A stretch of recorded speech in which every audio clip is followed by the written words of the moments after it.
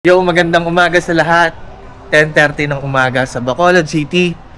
Kain tayong brunch. Let's go! First stop natin dito sa Luisa's Fried Chicken. Since 1995 pa daw to, pero nakita nyo yung items sa menu nila. Konti lang, 6 items lang yata.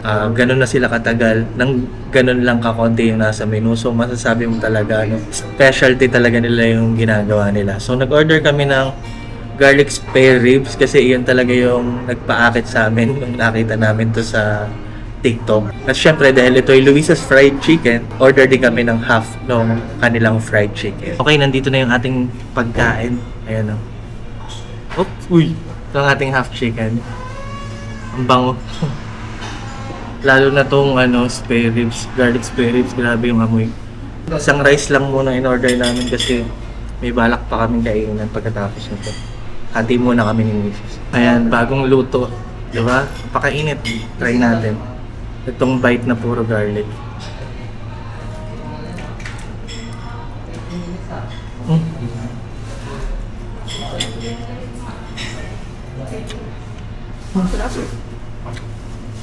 Thank you. Init. Almost na speechless ako dun. Grabe, ang sarap.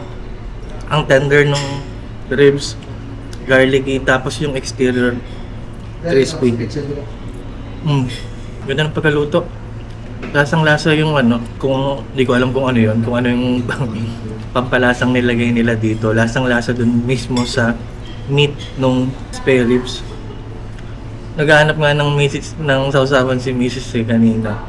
Pero hindi na kailangan. Hindi na pa kailangan, no? Lasang-lasa, masarap. Napakasarap.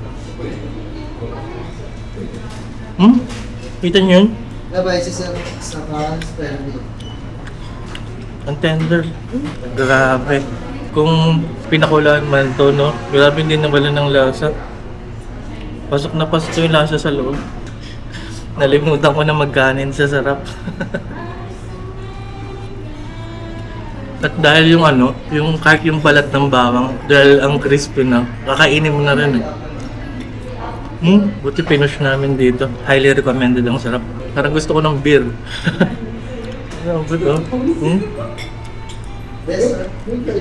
Ito naman, try natin yung chicken. Di naman ito tatawaging Luisa's Fried Chicken kung di masarap yung fried chicken nila. Grabe oh. Paka-juicy na to. Ang lambot din, no? Oh. Eh. Diba? Nice. Try muna natin ang walang gravy.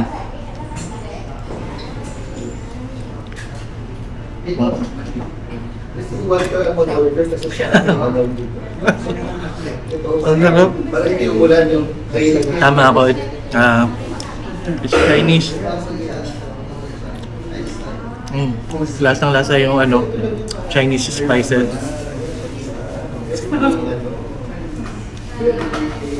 Try naman natin na may gravy.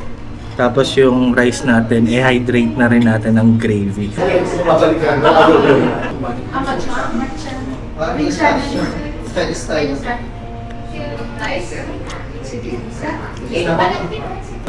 Ang sarap. Tender, juicy, oily. Malasa. Grabe.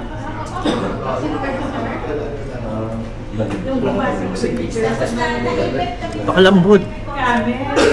Seryoso sila dito. Pareho yung ribs tsaka ng chicken. Nanunot yung lasa hanggang loob. Grabe.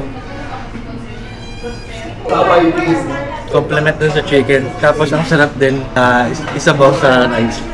Kasi parehong prito to eh. So yun. Kung gusto mo lang i-hydrate yung rice mo, pwede yung gravy.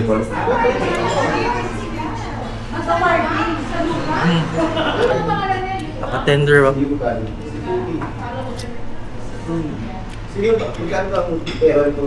Sarap ng balat ng chicken. Ang sarap ng meat ng chicken.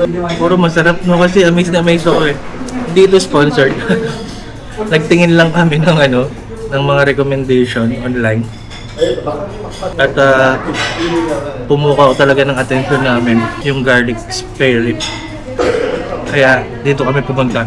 Di naman kami nabigo. Grabe. Dami ang sarap ng chicken. Bago ako makanta ng Tagalog. With green beer. Parehong I'll get that. Maluwas na lang ako ng Chinese, lasang-lasa mo yung Chinese spices. Sa talagang spare ribs. So yun, highly recommended para sa akin. basta pampakilis ng Itong Luisa's Fried Chicken. Enjoyin muna namin to tapos lipat tayo. Susunod natin kakainin. sa ilalim. Nilagay ng anesthesia. Sarap talaga.